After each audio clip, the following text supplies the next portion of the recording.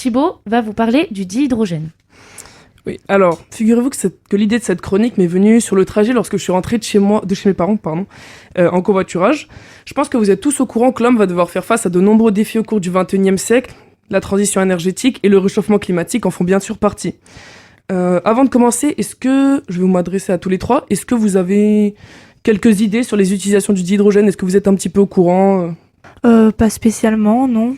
Alors moi, j'en ai entendu un petit peu parler, dans tout ce qui était problème avec le réchauffement climatique, etc. Mais j'ai pas plus d'informations là-dessus. Ok. Un peu comme Axel, pas trop d'informations dessus. Ok, parce que moi, à titre personnel, je savais que certaines voitures, certains véhicules roulaient grâce au dihydrogène qui pouvait donc être utilisé comme un carburant.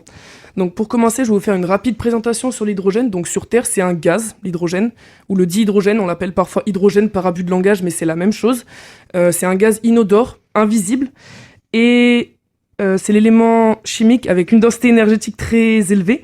Il faut savoir que 1 kg d'hydrogène contient autant d'énergie que 3 kg d'essence, donc vous comprenez rapidement pourquoi une bonne maîtrise de cet élément représente un enjeu important et pourquoi il y a autant de projets et d'études qui sont menés autour de ce constituant. Est-ce que, du coup, vous connaissez un petit peu les utilisations qu'on fait du dihydrogène ? Moi, je sais qu'on l'utilise... il y a eu une étude, il me semble, sur l'utilisation du dihydrogène à la place du carburant, mais je suis pas sûre. Oui, effectivement. Donc, ça peut être utilisé en tant que carburant. Ça peut également être utilisé en tant qu'agent désulfurant. Donc, en fait, c'est pour enlever le soufre présent dans les hydrocarbures.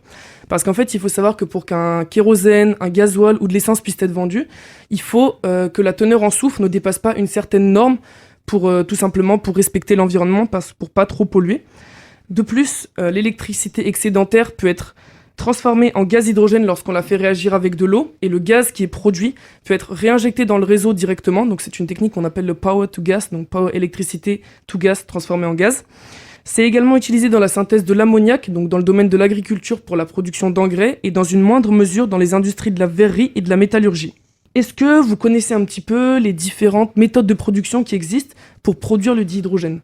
Alors moi, je me rappelle un petit peu, quand on était au lycée, on en avait produit, je crois, c'était un TP, avec de l'eau, on arrivait à séparer l'hydrogène de l'oxygène, mais sinon, j'en ai aucune idée. Très bien.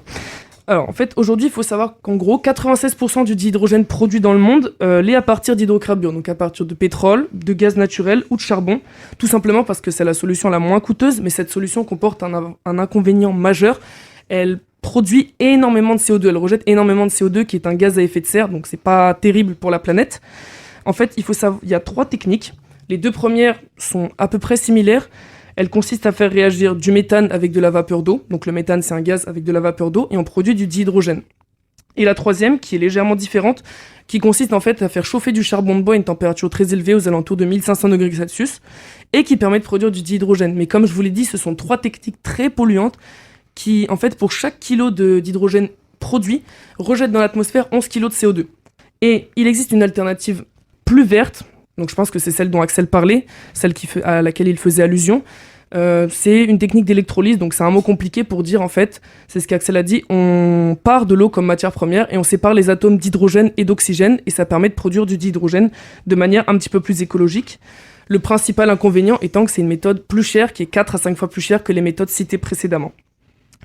Donc comme je vous l'ai dit précédemment, c'est un constituant d'avenir, l'hydrogène, qui fait l'objet de nombreux projets et qui suscite beaucoup d'intérêt. Donc il faut savoir qu'aux Pays-Bas, il y a un projet qui s'appelle NorthH2, qui est le plus grand projet européen et qui consiste à produire de l'hydrogène vert à partir du réseau d'éoliennes offshore présent aux Pays-Bas. Donc les éoliennes offshore, ce sont les éoliennes présentes dans la mer le long des côtes des Pays-Bas.